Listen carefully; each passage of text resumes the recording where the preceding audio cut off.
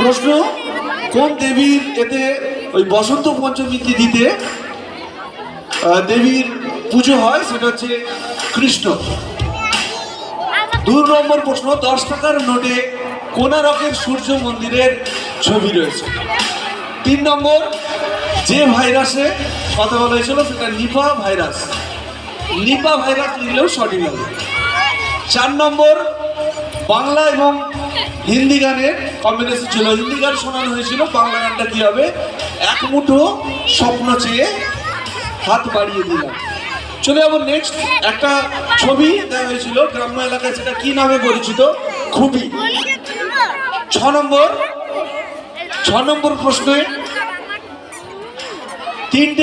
তিনটে শব্দ ছিল, ছবি দেওয়া ছিল, সেখান থেকে এক একটি বর্ণ নিয়ে একটা শব্দ করতে হবে। বাদাম। একটা গান শোনানো হয়েছিল নারী কণ্ঠশিল্পী ইমন চক্রবর্তী। 8 নম্বর প্রশ্নে চলে যাব। এলোমেলো বর্ণগুলোকে সাজিয়ে লিখতে হবে কোন শব্দ? মঞ্চাভিনেতা। 5টা বর্ণ বা অক্ষর ছিল, সেটা সাজিয়ে উত্তর হবে মঞ্চাভিনেতা। 9 নম্বর প্রশ্ন, সিনেমার চিত্র দেওয়া হয়েছিল শ্বশুর বাড়ি জিন্দাবাদ। শ্বশুর বাড়ি জিন্দাবাদ। 10 নম্বর প্রশ্নে মিঠুন চক্রবর্তীর যে চলচ্চিত্র ডিস্কো ডান্সার।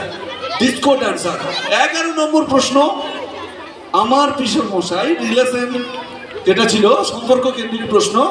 12 নম্বর প্রশ্ন, মিউজিক শোনানো হয়েছিল, তার প্রশ্নের উত্তর চিনেছি তোমারে মন। আর শিবের যে বাদ্যযন্ত্র ডমরু, কেউ ডুগডুগি লিখেছে, সেটাও ঠিক বলে বিবেচিত হবে। 14 নম্বর প্রশ্ন, সিরিয়ালের নাম কি? উত্তর হবে ফুলকি। সিরিয়ালের নাম ফুলকি।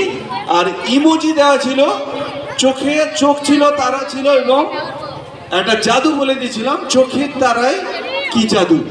এবং 16 নম্বর প্রশ্ন ধাঁধা ছিল, উত্তর হবে জোনাকি। 16 নম্বর প্রশ্ন, উত্তর হবে জোনাকি। এটা জোরে হাতে নিও। চলে যাবো আমরা সেরা হাট্টি দলকে নিয়ে আজকের মূল পর্বে।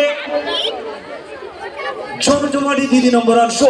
আপনারা সবাই থাকুন আমাদের সাথে। আপনাদের উপস্থিতি আমাদের অনুষ্ঠানটিকে সাফল্যমণ্ডিত করে তুলবে, তাই আপনাদের সহযোগিতা একান্তভাবেই কাম্য। যেভাবে এতক্ষণ আমাদের পাশে থেকে সাথে থেকে আমাদের সহযোগিতার হাত বাড়িয়ে দিয়েছেন, এভাবেই আমাদের সাথে থাকুন। দিদি নাম্বার 1।